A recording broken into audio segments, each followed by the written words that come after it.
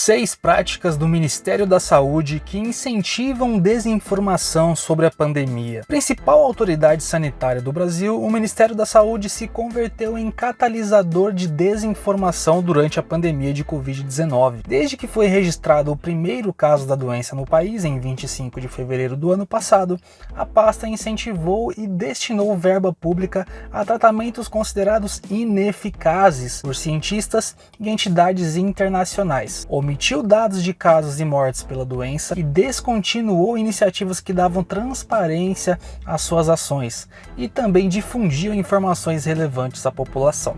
O site Aos Fatos listou 6 condutas da pasta que contribuíram para a desinformação sobre a doença. Defesa da hidroxicloroquina. Um mês após a divulgação do primeiro caso de Covid-19 no Brasil, o Ministério da Saúde começou a distribuir aos estados hidroxicloroquina para o tratamento de formas graves da doença. Na ocasião, pesquisadores de todo o mundo davam início à busca por um medicamento que combatesse a infecção, e a pasta, então comandada pelo médico e ex-deputado federal Henrique Mandetta, reconheceu que não havia evidências científicas da eficácia do medicamento, apenas estudos promissores. Pouco a pouco, os resultados dessas pesquisas passaram a mostrar que, além de não servir para tratar a doença, a hidroxicloroquina pode gerar complicações nos pacientes. O Ministério, porém, não só manteve a recomendação de seu uso, como já gastou 203 milhões de reais para comprar e distribuir 5,4 bilhões de comprimidos até fevereiro de 2021. E mobilizou a atuação de vários órgãos, como as Forças Armadas, para levá-los a todo o país. A sobrevivência da política de defesa da cloroquina, capitaneada pelo presidente Jair Bolsonaro, na contramão da ciência, também custou o cargo de 2 ministros da Saúde. Após divergências com o presidente, entre outras coisas, Mandetta deixou o comando da pasta no dia 16 de abril de 2020.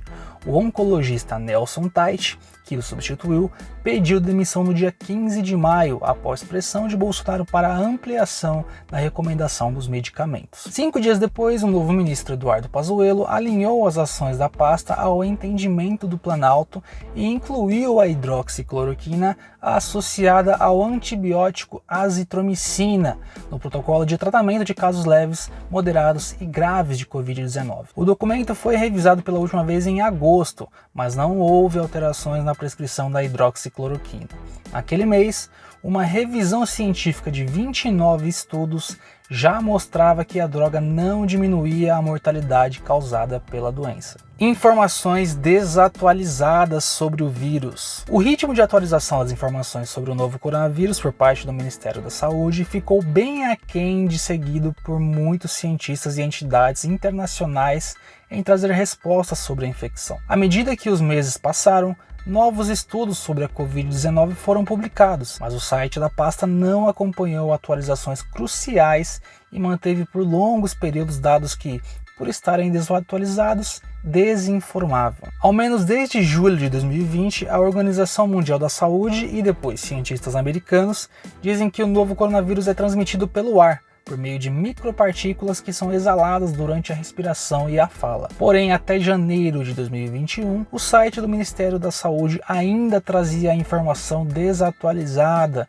de que a transmissão não ocorreria pelo ar e que a principal forma de contágio seria pelo aperto de mão. Ainda em abril do ano passado, uma página do Ministério da Saúde afirmava de maneira errada que os casos assintomáticos não eram contagiosos. Desde aquela época, estudos apontavam para uma realidade contrária, pois já havia consenso de que pacientes sem sintomas eram capazes de transmitir o vírus. Falta de transparência na divulgação de dados. Com dados crescentes de casos e mortes de Covid-19, o Ministério da Saúde passou a dificultar o acesso da imprensa a números da doença no país ainda na gestão de Nelson Teich. Além de atrasar a divulgação de informações, a pasta promoveu mudanças metodológicas na contabilização dos dados, o que gerou inconsistências nas informações prestadas. Inicialmente, as informações eram divulgadas pelo Ministério da Saúde às 17 horas. Na gestão de Nelson Teich, esse horário passou para 19 horas. Sob Pazuello, mudou para as 22 horas, quando a maioria dos jornais já foi para a gráfica e as edições dos noticiários de televisão terminaram. Acabou a matéria do Jornal Nacional. Quanto imprensa? CD, né? Mas é para pegar o dado mais consolidado e tem que divulgar os mortos no dia. Por exemplo, ontem, praticamente 2/3 dos mortos eram de dias anteriores, o mais variado possível. Tem que divulgar o do dia. O resto consolida para trás. Se quiser fazer um programa do Fantástico todinho sobre mortos, né, nas últimas semanas, tudo bem. A ausência de campanhas preventivas. Apesar de manter em seu site recomendações básicas de prevenção contra a Covid-19, como usar máscaras de proteção e higienizar as mãos constantemente, o Ministério da Saúde quase não divulga essas informações fora do portal. A pasta gastou em 2020, sob a gestão Pazuello, cerca de 88 milhões de reais em propagandas que ignoraram a difusão de medidas básicas de proteção contra a doença. Nas peças veiculadas na TV, o teor foi predominantemente institucional, com a divulgação de ações do governo durante a pandemia. Abandono de ações informativas. O Ministério da Saúde deixou de atualizar as páginas de seu site oficial, que traziam checagens de desinformação na área de saúde e estudos científicos atualizados sobre possíveis tratamentos da Covid-19. Desde 2018, o projeto Saúde Sem Fake News recebia por meio de um canal no WhatsApp pedidos da população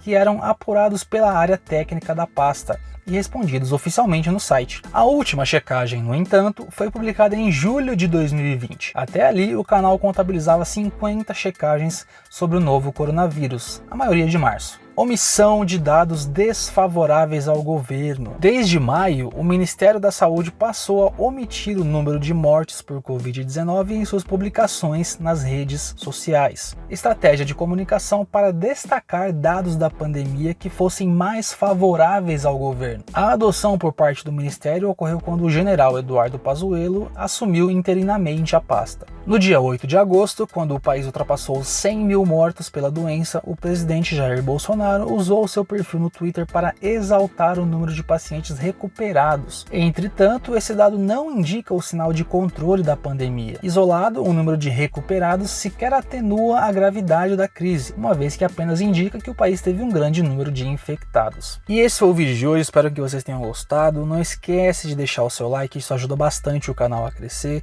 E também se inscreva para ser avisado assim que os próximos vídeos forem postados. Valeu e até a próxima!